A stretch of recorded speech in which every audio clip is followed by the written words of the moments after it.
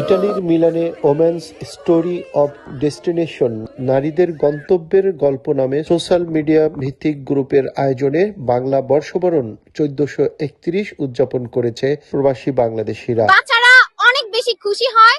বাংলাদেশি মানে সবকিছু আয়োজন ওদের কাছে একদম নতুনত্ব মনে হয়। দিনব্যাপী আয়োজনে অতীতের ব্যর্থতার গ্লানি ভুলে নতুন করে সুখ, শান্তি আর সমৃদ্ধির প্রত্যাশা ছিল সবার মুখে। হিংসা বিদ্বেষ ভুলে আমরা সারাটা বছর জন্য এভাবে আনন্দ উদযাপন করতে পারি, এই প্রত্যাশাই সবার কাছে। বর্ষবরণ উৎসবে ক্ষণিকের জন্য হলেও ইতালির মিলানস্থ পার্কো নর্থ হয়ে উঠেছিল যেন এক খণ্ড বাংলাদেশ। দেশ বিদেশের সবাইকে নববর্ষের শুভেচ্ছা। নানা রকম পিঠা আর বাঙালির মুখরোচর বাহারি খাবারের স্টল ছিল আকর্ষণীয়। এছাড়াও বিভিন্ন খেলাধুলায় মেতে উঠেছেন প্রবাসীরা।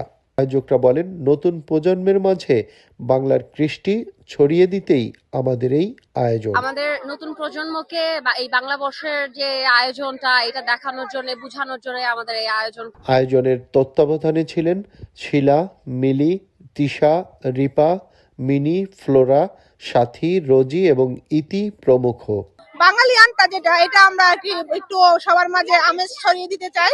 অংশগ্রহণকারীরা জানালেন তাদের আগামী দিনের প্রত্যাশা। সবাই এখানে একত্রিত হয়েছে, তার জন্য সবাইকে অনেক অনেক ধন্যবাদ। বিদেশের মাটিতে বাংলার সংস্কৃতির এই প্রসার নতুন প্রজন্মের মাঝে ছড়িয়ে দিতে এবং সকল প্রবাসীদের ঐক্যবদ্ধ করতে সাহায্য করবে, এমনটাই প্রত্যাশা আয়োজকদের।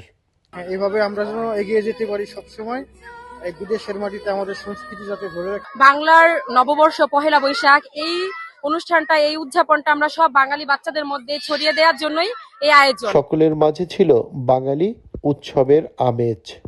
এসো হে বৈশাখ, এসো এসো, সকল জীর্ণতা ভুলে এগিয়ে যেতে চায় প্রবাসে বসবাসরত বাংলাদেশি প্রবাসীরা।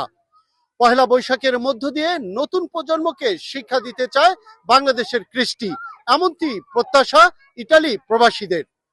ইতালির মিলান থেকে রিয়াজুল ইসলাম কাউসার, টিভি ওয়ান নিউজ।